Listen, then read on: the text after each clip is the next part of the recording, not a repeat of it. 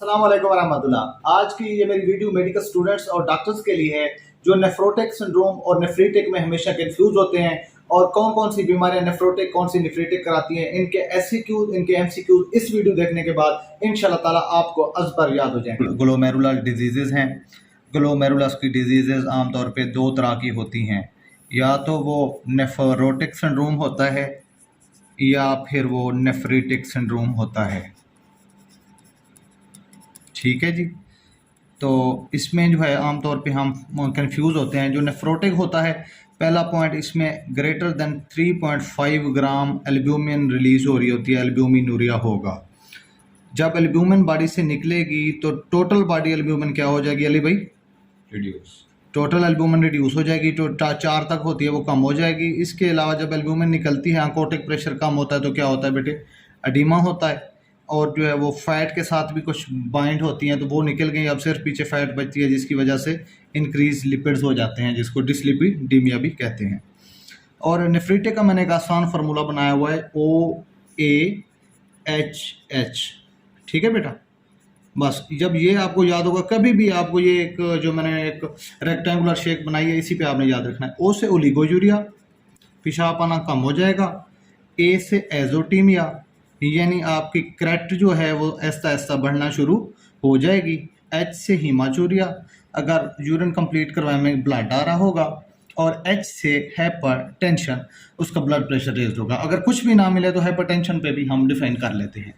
अब हमारे पास इसमें जो है इसकी जो बड़ी बीमारी है मेम्ब्रेनस नेफ्रोपैथी, मेम्ब्रेनस नेफ्रोपैथी। उसके बाद अली भाई ये आप यूं समझ लें कि नेफ्रोटिक की माँ है membranous nephropathy.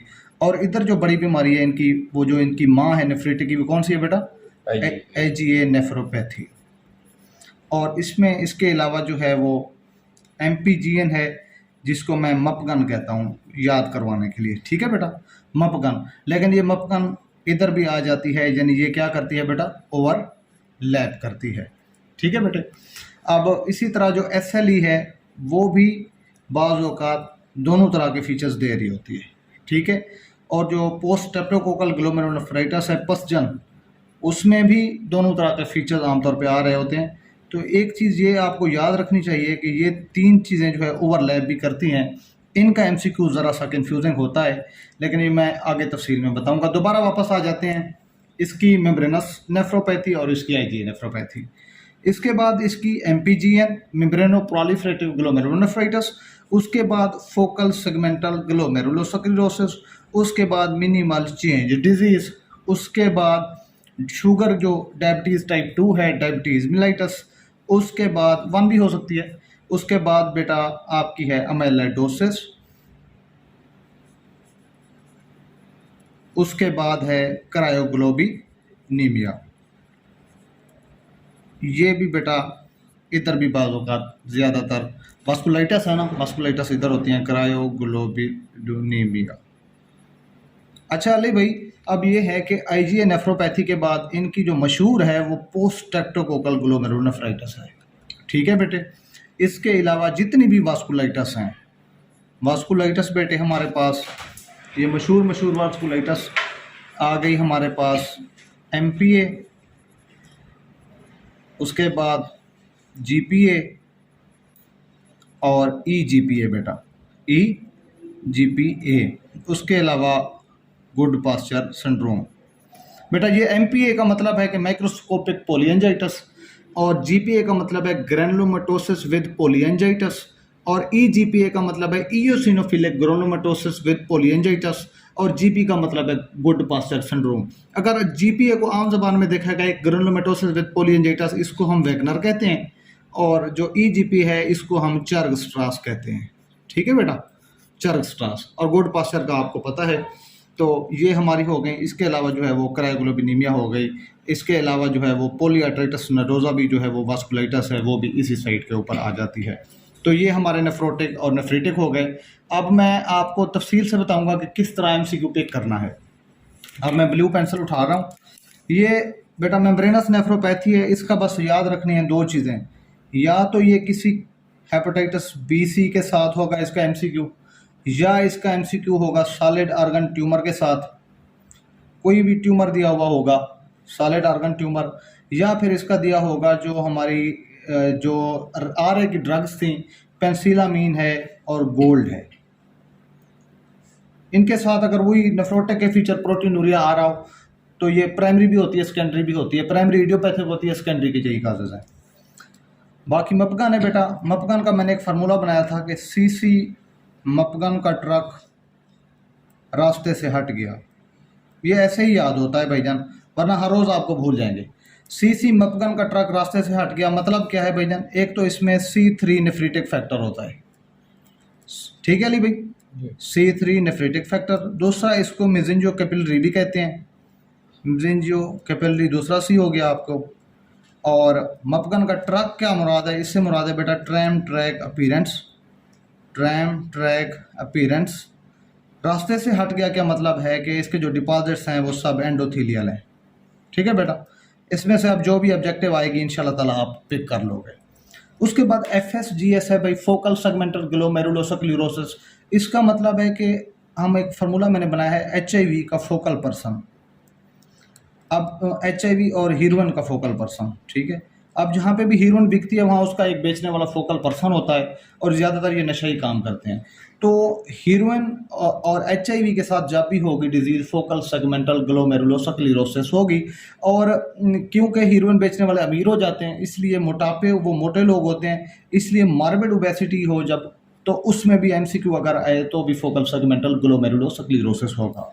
Minimal change disease भाईजान सब को याद होती है, ये बच्चा होता है जिसके पोडोसाइट इफेसमेंट नहीं होती और स्टीराइड पे जो है रिस्पांस करता है। शुगर आपको पता है अगर सिर्फ डायबिटीज़ है 20-25 साल से और बहुत ज़्यादा प्रोटीनूरिया डायबिटीज़ है। एमेलाइडोसिस बेटा जब बहुत ज़्यादा इन्फ्लेमेशन हो काफ़ी अरसे से, तो एमेलाइड वो उसमें प्लाज्मा सेल का, रोमेटॉइड आर्थराइटिस की हिस्ट्री दी हुई हो, TB की दी हुई हो, या irritable bowel disease, ulcerative colitis या क्रोहन डिजीज़। इसी तरह क्रायोग्लोबिनीमिया इसका C से शुरू होता है, तो हेपेटाइटिस C के साथ जब भी इसका दिया हुआ हो, वास्कुलाइटिस, एब्डोमिनल पेन यूजुअली इसके साथ देते हैं। मेटानेफ्रिटिक पे आ जाते हैं, ओलिगोजूरिया, एजोटीमिया, हीमाचूरिया, हाइपरटेंशन। इसकी जो है वो IgA नेफ्रोपैथी मैंने कहा माँ है इस साइड की।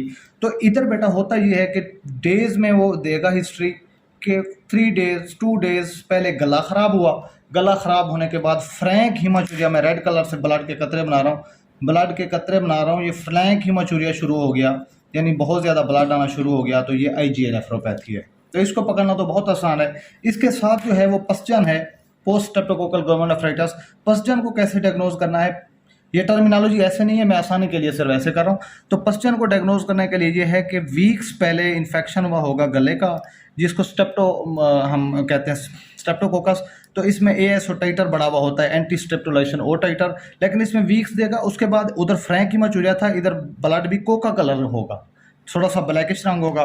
बाकी मपगन का आपको पता है कि CC मपगन का ट्रक रास्ते से हट गया, अगर हाइपरटेंशन आ रही है तो वो नेफ्रिटिक पैटर्न में चला जाएगा। SLE का हमें पता है कि SLE भी जो है ल्यूपस नेफ्राइटिस करवाती है, और ये भी इसमें प्रोटीनूरिया भी हो सकता है, और ये दोनों क्योंकि इसकी एक 5वीं स्टेज होती है मेम्ब्रेनस नेफ्रोपैथी की। तो SLE की 5 ग्रेडेज होती हैं, 5वां ग्रेड है मेम्ब्रेनस नेफ्रोपैथी ये वाला, तो वो नेफ्रिटिक का इसमें नेफ्रोटिक का पैटर्न आ जाता है, बाकी सारे पैटर्न नेफ्रिटिक के हैं। मस्कुलाइटिस है बेटा, माइक्रोस्कोपिक पोलियंजाइटिस है, ग्रैनुलोमैटोसिस विद पोलियंजाइटिस, वैगनर है। इसका ये याद रखना है कि वैगन लगी बंदे को तो उसका नाक जख्मी हो गया, यानी upper respiratory tract, lower respiratory tract plus जो है वो इन्वॉल्व होना गुर्दे का। ये अगर ऐसे मैं बनाऊं, ये अपर रिस्पिरेटरी ट्रैक है, नोज, इसोफेगस वगैरह, ये नीचे लंग्स हैं और प्लस गुर्दा है। तो ये वैगन लगी तो नाक भी ज़ख्मी हुआ, तो ये हमारा वैगनर ग्लोमेटोसिस है। इसमें जो स्पुटम है, इसमें जो हमारा नेजल सेप्टम है वहाँ से भी ब्लीड होगा। और जो इयोसिनोफिलिक ग्रानुलोसिस चर्ग स्ट्रास है, इसका फार्मूला है जो हम बाज पकड़ते हैं उसको चर्ग कहते हैं। तो हमने इसको याद करना है कि PN का चर्ग ले उड़ा, कौन सा अन का बेटे, PN का चर्ग ले उड़ा। आमतौर पे जो बाज पकड़ते हैं ये फिर उड़ा के सऊदिया वगैरह निकल जाते हैं, इसलिए वो पी जाते हैं, हमारा बाज गुम हो जाता है तो वो चर्ग ले उड़ते हैं। तो इसका MCQ याद रखना है, PN का चर्ग ले उड़ा। और जो वैगन वाला है वो है CN का, जिसको वैगनर ग्लोमेटोसिस कहते हैं, तो चर्ग हमेशा PN का ले उड़ता है। और जो भी बाज कबूतर रखता है तो उसको उसकी वजह से एलर्जी और दमा होता है, तो दमे वाला जो हमेशा होगा, इयोसिनोफिल रेज होंगे, दमे का मसला होगा, वो PN का होगा, तो वो PN का होगा, लिहाजा चर्ग स्ट्रास में दमे वाले फीचर इयोसिनोफिल ज़्यादा होंगे। उसके बाद है गुड पास्चर सिंड्रोम GP, तो मैंने इसको आसानी से G से गुर्दा, P से फेफड़ा बनाया हुआ है। ये गुर्दा फेफड़ा सिंड्रोम है और इसमें हिमोप्टाइसिस भी होगी और इसमें जो है वो हिमाचूरिया भी होगा, ये भी नेफ्रिटिक का है। उसके बाद पान है पॉलीआर्ट्राइटिस नोडोसा, इसको याद करना है कि पान खाने से हेपेटाइटिस B हो जाता है, तो ये हेपेटाइटिस B के साथ होता है। ये आप MCQ कंफ्यूज नहीं होना कि इसमें भी पेट में दर्द और सूरल नाल इन्वॉल्व होती है। पॉलीआर्ट्राइटिस और PN, पॉलीआर्ट्राइटिस नोडोसा और क्रायोग्लोबिनेमिया, वो हेप C के साथ होती है, ये हेप B के साथ होती है। तो इंशाल्लाह ताला ये वीडियो आपको हमेशा के लिए याद करवा देगी कि नेफ्रोटिक की बीमारियां कौन सी हैं, नेफ्रिटिक की कौन सी हैं, और 3 जो ओवरलैप करती हैं वो मपगन है, वो SLE है और वो पसजन है। Thank you.